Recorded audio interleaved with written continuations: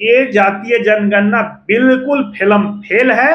मेरे घर पर मैं प्रामाणिकता के साथ अगर कहूंगा, मैं शपथ पत्र बना के देने की तरफ, मेरे दरवाजे पर जातीय गणना करने वाले कोई भी कर्मी नहीं आए हैं, नहीं पहुंचे हैं। सब कागज में और फॉल्स तरीका से बनाया गया है। रामविलास पासवान जी की विचारधाराओं पर सही रूप में चिराग पासवान जी चल रहे हैं। चिराग जी अगर मलाई खाने वाले नेता रहते तो दिल्ली में बैठ कर भारत सरकार के केंद्रीय मंत्री रहते, बिहार में उनकी गवर्नमेंट रहती। हमारी पार्टी का स्पष्ट विचार है कि वैशाली लोकसभा लोक जनशक्ति पार्टी रामविलास लड़ेगी। आने वाले समय में वह एक उदाहरण बन के रहेगा कि पार्टी मजबूत लोगों को टिकट देगी, अच्छे लोगों को टिकट देगी, और जो पार्टी में आस्था रखते हैं वैसे लोगों को टिकट देगी। इस न्यूज के प्रायोजक है अफजल फर्नीचर।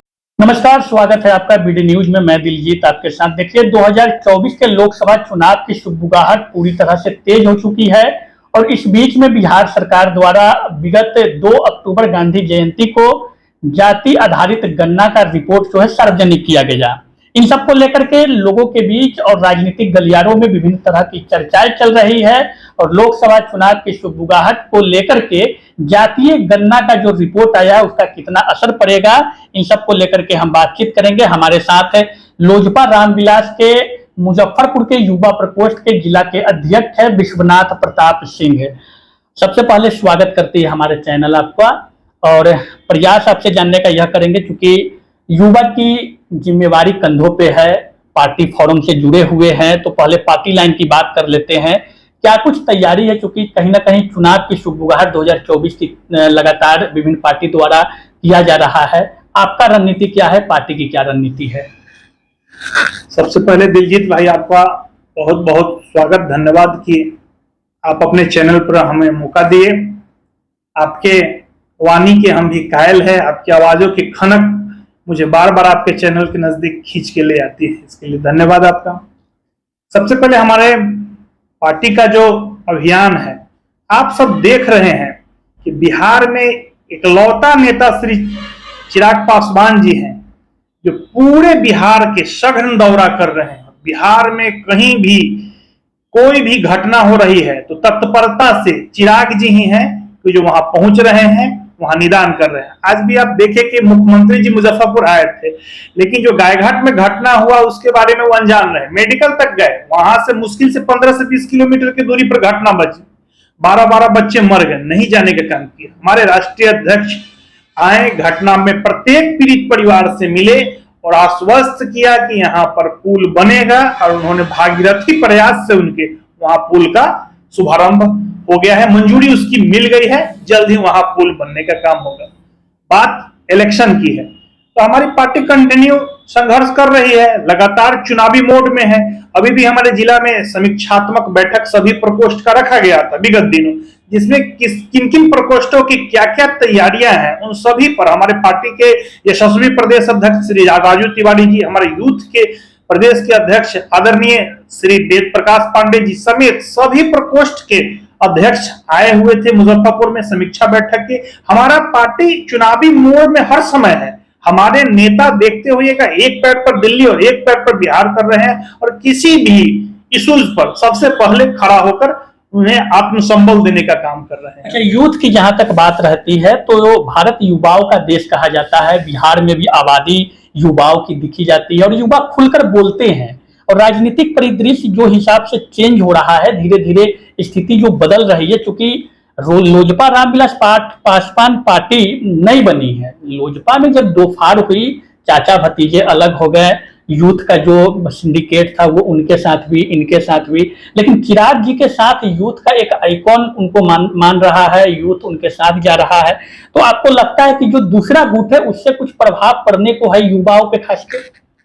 देखिए, हमको नहीं लगता दिलजीत भाई दूसरे गुट से कोई प्रभाव पड़ेगा। यह पार्टी परम आदरणीय पद्मश्री श्री रामविलास पासवान जी की बनाई हुई पार्टी है। रामविलास पासवान जी की विचारधाराओं पर सही रूप में चिराग पासवान जी चल रहे हैं। चिराग जी ने संघर्ष का रास्ता अपनाया है। चिराग जी अगर मलाई खाने वाले नेता रहते तो दिल्ली में बैठ के भारत सरकार के केंद्रीय मंत्री रहते, बिहार में उनकी गवर्नमेंट रहती, सरकार रहती, मिनिस्टर रहते, बिहार में इतना हैसियत तो जरूर रहता कि चिराग जी की मर्जी के बिना नीतीश जी यहाँ से वहां नहीं होती। पार्टी की हमारी तक जहां बात है, हमारी पार्टी की विचारधारा स्वर्गीय पासवान जी से जुड़ी हुई है। याद कीजिएगा दिलजीत भाई, बिहार में जब जब परिवर्तन हुआ है रामविलास पासवान जी की नेतृत्व वाली लोक जनशक्ति पार्टी के द्वारा ही किया गया। याद होगा 2005 का फरवरी, अगर लोजपा के 29 विधायक नहीं टूटते, नहीं विधायक बनते, तो हमारी पार्टी बिहार में एक मजबूत विकल्प देने के लिए तैयार थी। लेकिन नीतीश कुमार ने छल करके उस समय भी हमारे पार्टी के 21 एमएलए को तोड़ लेने का काम किए। और उस समय अगर लोजपा की 29 विधायक नहीं जीतती तो बिहार में लालू प्रसाद यादव की सरकार को तोड़ना मुश्किल ही नहीं नामुमकिन था। नीतीश जी संघर्ष कहां किए कभी? नीतीश जी को तो चुनाव आखिरी बार 2004 में लड़े। नीतीश जी बाढ़ से क्रमशः लड़ते थे, लेकिन उनको लगा कि हम बाढ़ भी हार जाएंगे। एक बार तो हार चुके थे, लेकिन विकट परिस्थितियों में किसी तरह उन्हें जिता दिया गया 1999 में। लेकिन 2004 में कन्फर्म माने कि मैं चुनाव हार जाऊंगा, तो नालंदा सीट उन्होंने खाली कर दिया और नालंदा सीट जौहर साहब को वहां से हटाकर मुजफ्फरपुर भेजने का काम किया और दोनों सीट पर लड़े, जिसमें बाढ़ से में वो चुनाव हार गए। बाढ़ में उनको वहां पर विजय कृष्ण जी से मात खाना पड़ा। तो संघर्ष करने वाले लीडर नहीं थे। आप उनका पैमाना देख लीजिए, तो 96 से कंटिन्यू भारत सरकार के मंत्री बने हुए थे। बिहार में संघर्ष कहां किए? वो तो सेटिंग गेटिंग की सरकार बनाई। याद होगा कि जब एनडीए था 2005 में, तो उस समय बिहार में शत्रुघ्न सिन्हा को एनडीए की ओर से मुख्यमंत्री का उम्मीदवार बनाया गया था। नीतीश कुमार को कोई चेहरा नहीं बनाया गया था। नीतीश 2005 का जो फरवरी का चुनाव हुआ, उसमें शत्रुघ्न सिन्हा एनडीए के चीफ मिनिस्टर के उम्मीदवार। लेकिन लोक जनशक्ति पार्टी हमेशा से संघर्ष का रास्ता चुनने का काम किया है। याद होगा दिलजीत भाई कि 2004 में हमारी पार्टी संप्रंग का हिस्सा थी, जो संयुक्त प्रगतिशील गठबंधन देश में सरकार था। हमारे नेता उस समय रासायनिक उर्वरक मंत्री थे। उस समय उन्होंने बड़ा डिसीजन लेते हुए यूपीए गठबंधन में होने के बावजूद भी वो बिहार में देखे कि यहाँ के कुशासन से मुक्ति दिलाना है और अकेले लड़े और रामविलास पासवान जी के नाम पर 29 विधायक बिहार में जीत के आने का काम किए दिलजीत भाई। तो हमारे नेता परम आदरणीय चिराग पासवान जी रामविलास जी के ही विचारधाराओं से चल रहे हैं। उन्हीं के विचारधाराओं से जनता भी उनको समर्थन कर रही है। एक चीज हम देखते हैं, या फिर ये राजनीतिक गलियारे में चर्चा का विषय रहता है, चिराग पासवान जी का आरोप रहता है कि लोजपा को तोड़ने में नीतीश कुमार की अहम भूमिका रही है। उन्होंने लोजपा को जो है दो भागों में बांट दिया।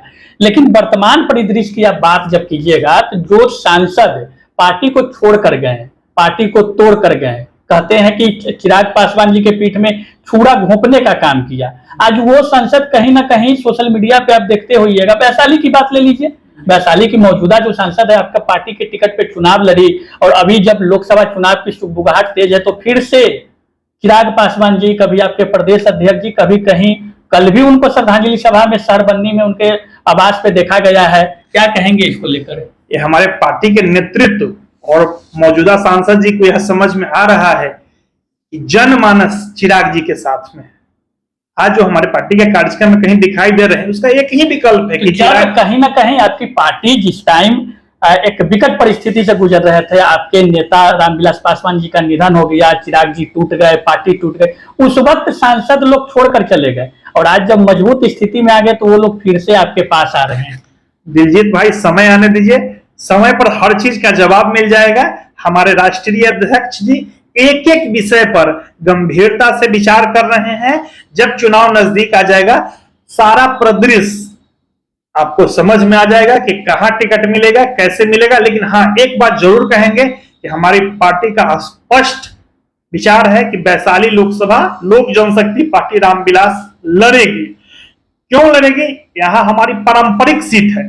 आप देखे हुएगा तो लोक जनशक्ति पार्टी 2005 में भी दो सीट यहाँ से साहेबगंज, 29 में 2 सीट आपको यही जिला देने वाला था, जिसमें आपको राजू बाबू साहेबगंज और अजीत बाबू कांटी से चुनाव जीतने वाले थे। 2 सीट दिया। उसके बाद भी आप देखे होइएगा कि विजेंद्र चौधरी जी आपको कुढ़नी में, हमारे पार्टी में मात्र 1500 वोटों से कुढ़नी का चुनाव हारे।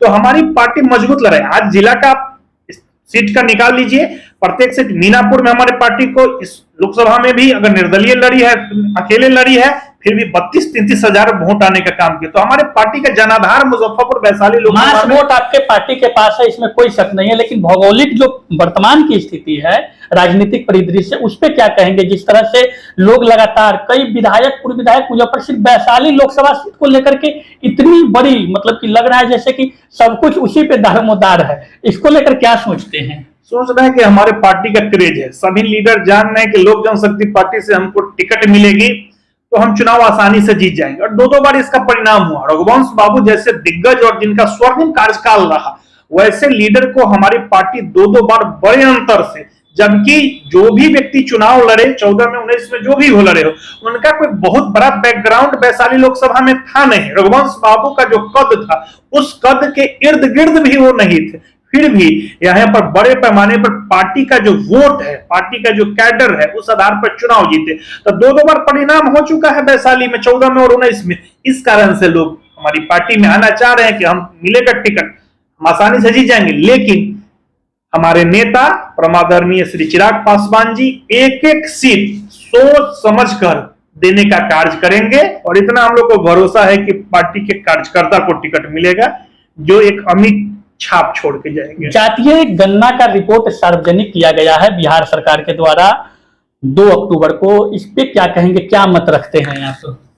जातीय गणना बिल्कुल होना चाहिए, मैं उसका पक्षधर हूं कि जातीय गणना होना चाहिए और उस दृष्टि में काम भी होना चाहिए। लेकिन जातीय गणना का मतलब नहीं है कि जो गवर्नमेंट आपको राज्य में नेतृत्व कर रही है, उस गवर्नमेंट का जो वोट कैडर है, उस वोट को देखते हुए गणना हो, एक गलत बात है। और बिहार में जो जातीय गणना जो दिखाया गया है, वो बिल्कुल लग रहा है कि महागठबंधन का जो वोट करते हैं, जो समीकरण है उनका, जो सामाजिक समीकरण है, उसी सामाजिक समीकरण को पेश किया गया है, और ये जातीय गणना नहीं है। मैं दिलजीत भाई आपके चैनल पर बड़े विश्वास के साथ और बड़े गारंटी के साथ कर रहा हूं कि ये जातीय जनगणना बिल्कुल फेल है। मेरे घर पर मैं प्रामाणिकता के साथ कहूंगा, मैं शपथ पत्र बना के देने की तरफ, मेरे दरवाजे पर जातीय गणना करने वाले कोई भी कर्मी नहीं आए हैं, नहीं पहुंचे हैं। सब कागज में और फॉल्स तरीका से बनाया गया है। कोई डाटा ही नहीं है कि जनगणना में कि कितने लोग मेरे गांव में हैं, कितने लोग उसी परिवार के विदेश में हैं, कितने लोग देश में हैं, कितने लोग दूसरे जिला में रहते हैं।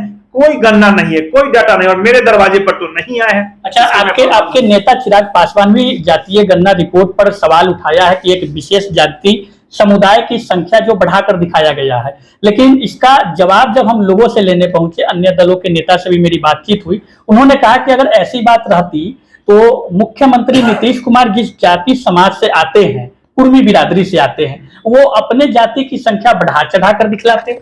देखिए, नीतीश जी सोशल इंजीनियरिंग के माहिर हैं। बिहार में उनके समाज की आबादी सबसे कम है, और जिस पार्टी से जो आते हैं, उस पार्टी का भी अगर इतिहास देखिएगा तो नीतीश जी कभी मुख्य धारा में नहीं रहे। आप याद कीजिए, नीतीश जी ने जब जनता दल में भी थे तो बिहार में उस समय मिनिस्टर बनने की कोई क्षमता नहीं थी। एक गाय को लालू जी 3 मंत्री बना देते थे, सहकारिता अलग, गौ अलग बना देते थे, पशुपालन अलग, चारा अलग। बिहार में इतना बड़ा मंत्री, इन्हीं के फैसला से लेकर अटल बिहारी वाजपेयी जी ने कोटा लागू किया था कि कोटा के हिसाब से ही आपको मिनिस्टर तय करना है। वैसे हालात में भी नीतीश कुमार बिहार में जो आम आदमी मंत्री बन रहा था, नीतीश कुमार को मिनिस्टर नहीं बनाया गया।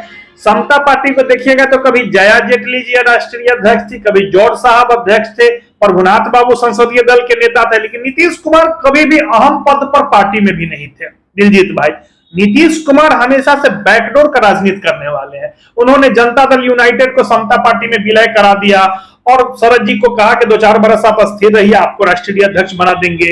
जौहर साहब के नहीं चाहने के बावजूद शरद यादव जी को राष्ट्रीय अध्यक्ष इन्होंने बनाया।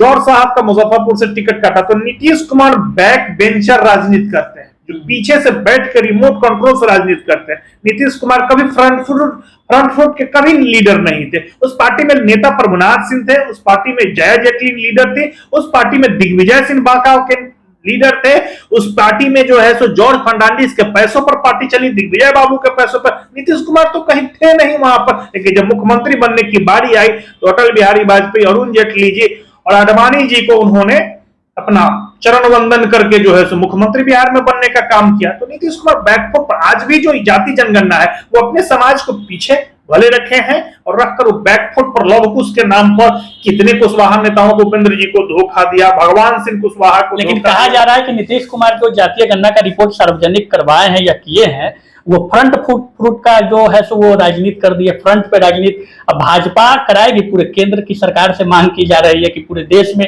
जातीय गणना होनी चाहिए। हमको लगता है कि भारतीय जनता पार्टी सभी समाज का विकास करने में भरोसा रखती है, भाजपा विकास पर भरोसा रखती है। हमको लगता है कि विकास पर ज्यादा काम होना चाहिए। अच्छा, एक बात मैं जानना चाह रहा हूं दिलजीत भाई की, 32 वर्षों से नीतीश जी और लालू जी की सरकार है। मैं अन्य समाज की बात नहीं कर रहा हूं, मैं उन्हीं के समाज की बात कर रहा हूं। कितने लोगों का उन्होंने उत्थान किया है, अपने समाज के लिए उन्होंने क्या योजनाएं बनाई हैं कि जिससे उनका समाज जो है उत्थान करे। अन्य समाज के मैं बैकफुट पर, आज भी चलिएगा तो यादव समाज के लोग आपको गांव में पशुपालन करके जीविकोपार्जन का साधन बनाए हुए हैं। उसी प्रकार जो नीतीश जी के समाज को भी आज भी हम देख रहे हैं, तो वो लोग भी जो है सो अपना जो है सो जीवन किसी तरह, नालंदा में चलिएगा तो आज भी बड़े पैमाने पर गरीबी बना हुआ है, वहां पे बड़े पैमाने पर गरीबी है। इन लोगों ने अपने समाज के लिए भी कुछ नहीं किया, तो आम लोगों का क्या करेगा? 32 साल 33 साल जब आप शासन में रहते हैं, उसके बाद आप बिहार का डेवलपमेंट नहीं चाहते थे, क्या आप चाहते हैं कि अब इसी कुर्सी पर आपका जो है सो अंत हो?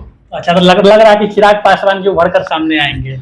मुझे पूर्ण विश्वास है कि बिहार में सभी समाज के लोग चिराग पासवान जी की ओर आशा भरी निगाहों से देख रहे हैं। जातीय जनगणना का जो रिपोर्ट आया है उस पर कुछ आपको लग रहा है कि किसी प्रकार का प्रभाव लोकसभा चुनाव में देखा जाएगा? इससे कोई प्रभाव नहीं पड़ेगा। सब लोग जान चुके हैं कि एक चुनाव का समय आया है, इसलिए आनन फानन में नीतीश कुमार इस प्रकार का एक नया सुगुफा छोड़े हैं कि उनका जो है सो मत प्रतिशत बिखरा हुआ। लेकिन जनता समझ चुकी है कि 32 वर्षों में आप जब हमारे लिए 33 वर्ष में कुछ नहीं किए, तो अब 1.5 साल में आप क्या कर पाइएगा?